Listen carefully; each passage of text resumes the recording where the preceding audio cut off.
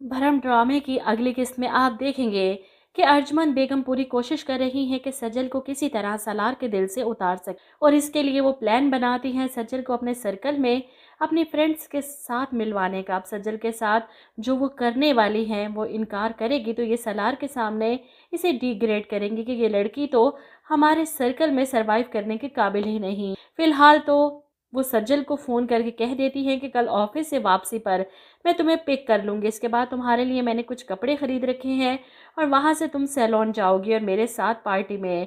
सज्जल इन्हें मना करना चाहती थी लेकिन अर्जुमन इनकी एक बात नहीं सुनी। वहीं राबिया बेगम भी सज्जल से कहती हैं कि तुमने पहले भी अपनी मनवाई थी, अब इनकी भी मान लो, चली जाओ, जो वो कह रही हैं कर लो। अब सज्जल इनके साथ इनकी बात मानते हुए सैलून पहुँचती है, जहाँ पर इसे जो कपड़े पहनने के लिए दिए जाते हैं ये देखकर सज्जल मना करती है कि आंटी, मैंने ऐसे कपड़े कभी नहीं पहने पहले और ना ही मैं पहनती हूँ। लेकिन अर्जुमन की एक ही जिद कि मैं इस होलिये में तुम्हें अपनी फ्रेंड्स के साथ इंट्रोड्यूस करवाऊंगी, मेरे भांजे सलार पाशा की होने वाली बीवी ये है, इतनी लोअर मिडिल क्लास की। वो इसे जानबूझकर प्रेशराइज करती हैं ऐसा ड्रेस पहनने के लिए, जिसके बाद सजल को मजबूरन इनकी बात मानना पड़ती है और इनके साथ पार्टी में जाना पड़ता है। लेकिन वो बिल्कुल भी कंफर्टेबल नहीं इस लिबास में। ऐसे में सलार वहाँ आता है, इन्हें ज्वाइन करता है और सज्जल को खड़े पीछे से वो पहचान नहीं पाया, इसलिए जब इसे टकराता है तो उसे देखकर इस हुलिये में हैरान रह जाता है। सज्जल, वो एक्सपेक्ट नहीं कर रहा था सज्जल को इस तरह, और सज्जल भी नज़रें चुराती है, शर्मिंदा होती है। ऐसे में अर्जुमंद बेगम सलार को एक साइड पर ले जाकर कहती हैं कि सज्जल ना बहुत ऑकवर्ड हो रही है और मैं अपने फ्रेंड्स के सामने एम्बेरस, मैं तो सोच रही हूँ कि आइंदा ये हमारे सोशल सर्कल में एडजस्ट कैसे करेगी। ऐसे में सलार पाशा पलटकर सज्जल की तरफ देखता है जो वाकई इस लिबास में काफ़ी ज़्यादा अनकंफर्टेबल है। इसलिए सलार अपनी आनी से कहता है कि मैं सज्जल को अपने साथ लेकर जा रहा हूँ, आपकी फ्रेंड से तो इसने मिल लिया। अर्जुमंद इसे रोकने की कोशिश करती है लेकिन सलार सज्जल का हाथ पकड़े इसे अपने साथ ले जाता है। पहले इसके लिए दूसरे ड्रेस का अरेंज करवाता है, इसे चेंज करवाता है क्योंकि इस हुलिये में वो इसके घर नहीं छोड़ कर आ सकता। सज्जल शलवार सूट पहनकर और दुपट्टा लेकर गाड़ी में बैठती है। जब सलार को थैंक यू करती है और ये भी कि मैं आप पर दोबारा भरोसा करने लगी हूँ। इसे सलार का इस तरह केयर करना और इसकी फीलिंग्स को समझना अच्छा लगा।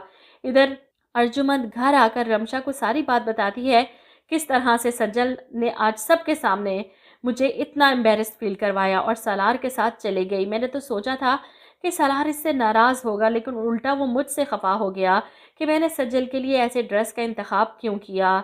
ऐसे में रमशा कहती है ये सज्जल ऐसे तो सलार का पीछा नहीं छोड़ने वाली और मैं सज्जल का वजूद इस घर में ख़ास तौर पर सलार की ज़िंदगी में बिल्कुल भी बर्दाश्त नहीं करूँगी। अब ये दोनों दुश्मन एक हो चुकी हैं सिर्फ़ और सिर्फ सज्जल और सलार को एक दूसरे से दूर करने के लिए। इधर तैमूर पाशा सलार से पूछकर सज्जल और इसकी शादी की बात आगे बढ़ाना चाहते हैं। इसे कहते हैं कि मैंने फैसला किया है कि राबिया बेगम से बात करके तुम दोनों की शादी की डेट फिक्स कर दी जाए, तुम क्या कहते हो इस बारे में। ये सुनकर सलार तो बहुत खुश होता है। इस बार तो सलार ब्लश कर रहा है और अपने अंकल को बताता है कि मैं खुश हूँ जब आप किसी को चाहें और वो भी आपको इतना ही चाहे, best feeling in the world. Taimur Pasha इसकी फीलिंग्स बहुत अच्छे से समझ रहे थे क्योंकि इस स्टेज से वो खुद भी गुजर चुके हैं। वो फ़ोन करते हैं राबिया बेगम को ये कहने के लिए कि मैं सोच रहा था कि सलार और सज्जल की शादी की डेट फाइनल कर दी जाए।